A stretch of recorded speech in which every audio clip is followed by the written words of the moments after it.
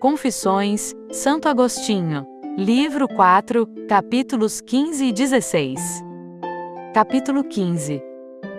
Os primeiros livros. Mas não atinava com a chave de tuas artes em tão grandes obras, ó Deus onipotente, único Criador de maravilhas. Vagava minha alma pelas formas corpóreas, e definia o belo como o que agrada por si mesmo, e o conveniente como o que agrada por sua acomodação a outra coisa, e apoiava essa distinção com exemplos tomados dos corpos. Daqui passei a natureza da alma, mas o falso conceito que tinha das coisas espirituais não me permitia perceber a verdade. A própria força da verdade saltava meus olhos, mas logo eu afastava da realidade incorpórea meu espírito inquiridor, voltando-me para as figuras, as cores e as grandezas materiais. E como não podia ver nada semelhantes na alma, julgava que tampouco seria possível ver minha alma. Mas, como eu amava a paz da virtude, e aborrecia a discórdia do vício, notava naquela certa unidade, e neste certa desunião, parecia-me que residisse nessa unidade a alma racional, a essência da verdade, e do sumo bem. Na desunião, vi eu não sei que substância de vida irracional, e a natureza do sumo mal, que não era apenas substância, mas também verdadeira vida. Todavia não procedia de ti, meu Deus, de quem procedem todas as coisas. E chamava aquela unidade mônada, como alma sem sexo, e a esta multiplicidade díada, como a ira nos crimes, a concupiscência nas paixões, sem saber o que dizia. Ignorava então, ainda não havia aprendido que o mal não é substância alguma, nem que nosso espírito não é o bem soberano e imutável. Assim como se cometem crimes quando o movimento do espírito é vicioso e se atira insolente e turbulento, e se cometem infâmias quando o afeto da alma, fonte dos prazeres carnais, é imoderado, assim os erros e falsas opiniões contaminam a vida se a alma racional está viciada, como estava minha então.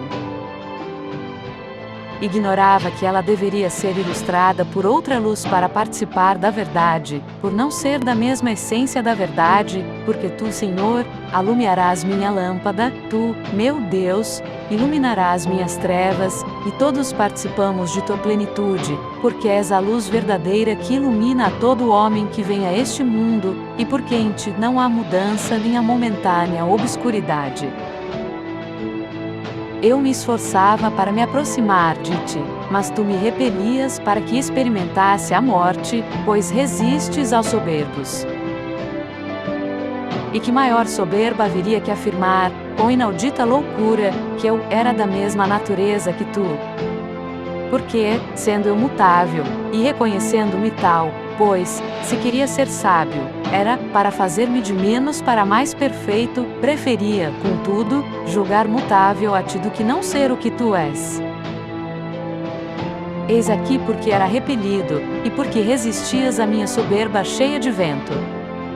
Eu não imaginava mais que formas corpóreas, carne, acusava a carne, espírito errante, não conseguia voltar para ti, nem em mim, nem nos corpos não eram sugeridas por tua verdade, mas imaginadas por minha vaidade, de acordo com os corpos. E dizia aos pequeninos teus fiéis concidadãos, dos quais eu ignaro, ainda exilado, dizia-lhes eu, tagarela inepto, porque a alma, criatura de Deus, se engana? Mas não queria que dissessem, e porque Deus se engana? E defendia antes que tua substância imutável era obrigada a errar, para não confessar que a minha, mutável, se desencaminhara espontaneamente, ou que era castigada pelo erro. Teria eu 26 ou 27 anos, quando escrevi essas coisas, revolvendo dentro de mim apenas imagens corporais, cujo ruído aturdia os ouvidos do meu coração. Buscava eu aplicá-los, ó doce verdade, à tua melodia interior, quando meditava sobre o belo e o conveniente. Meu desejo era estar diante de ti, e ouvir tua voz, e alegrar-me intensamente com a voz do esposo, mas não o podia, porque o alarido do meu erro me arrebatava para fora, sob o peso de minha soberba, caía no abismo. Pois ainda não davas gozo e alegria a meus ouvidos, nem exultavam meus ossos, porque ainda não haviam sido humilhados. Capítulo 16. As 10 categorias de Aristóteles.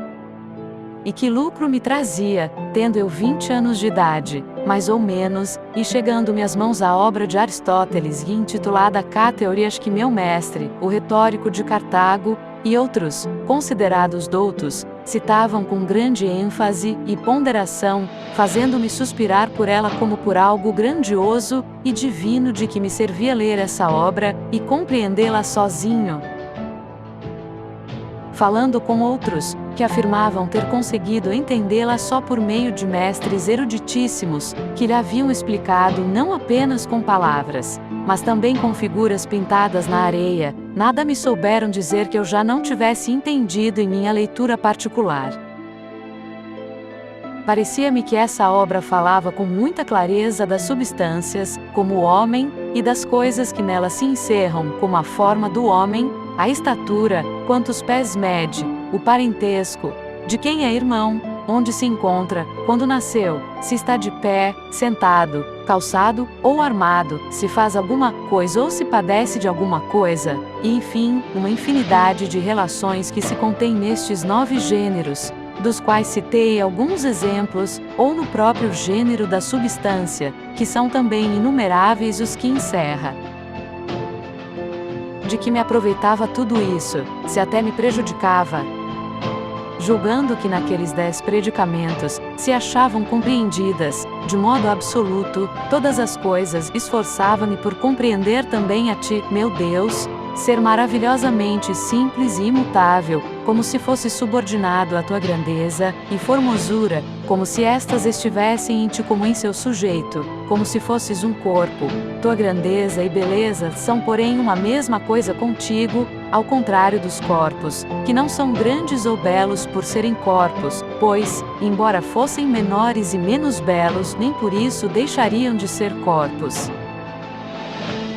Era, pois, falso o que pensava de ti, e não verdade, ilusões de minha miséria, e não representação sólida de tua beleza. Havias ordenado, Senhor, e assim se cumpria em mim tua vontade, que a terra me produzisse abrolhos e espinhos, e que eu só conseguisse meu pão à custa de trabalho.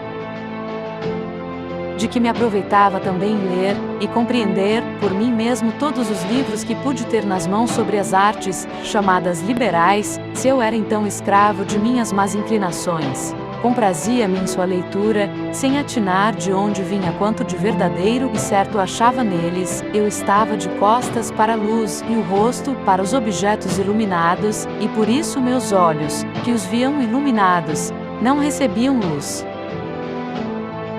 Tu sabes, Senhor, meu Deus, como sem ajuda de mestre, aprendi tudo o que li, quanto às leis da retórica, da dialética, da geometria, da música e da matemática, porque também a vivacidade da inteligência e a agudeza da intuição são dons teus. Mas não te oferecia por eles sacrifício algum, e por isso causavam-me mais dano do que proveito. Insisti em me apoderar da melhor parte da minha herança, e não guardei em ti minha força, mas afastei-me de ti para uma região longínqua, a fim de dissipá-la entre as meretrizes de minhas paixões. De que me serviam dons tão preciosos, se não usava bem deles? Só compreendi que aquelas artes eram tão difíceis de entender, mesmo para os estudiosos e sábios, quando me esforçava para expô-las. Entre eles, o mais destacado era o que me compreendia menos vagarosamente. Mas qual o fruto disso, se eu te concebia, Senhor meu Deus, ó verdade, como um corpo luminoso e infinito, e eu como uma parcela desse corpo? Que rematada perversidade! Assim era eu, não me envergonho agora, meu Deus, de confessar tuas misericórdias para comigo, e de te invocar, já que não me envergonhei então de proferir ante os homens tais blasfêmias e de ladrar contra ti. de que me aproveitava, repito, a inteligência ágil para entender aquelas ciências, e para explicar com clareza tantos livros complicados, sem que ninguém nos houvesse explicado. Se errava monstruosamente na piedade com sacrílega torpeza, e que prejuízo sofriam teus pequeninos em serem de menor inteligência, se não se afastavam de ti, para que, seguros no ninho da tua igreja, se cobrissem de penas, e lhes alimentassem as asas da caridade com o sadio alimento da fé. Ó Deus e Senhor nosso, esperemos, ao abrigo de tuas asas, protege-nos, leva-nos. Tu levarás os pequeninos, e até escarnecidos tu os levarás. Nossa firmeza só é firmeza quando está em ti, mas quando depende de nós, então, é debilidade. Nosso bem vive sempre em ti, e somos perversos porque nos afastamos de ti.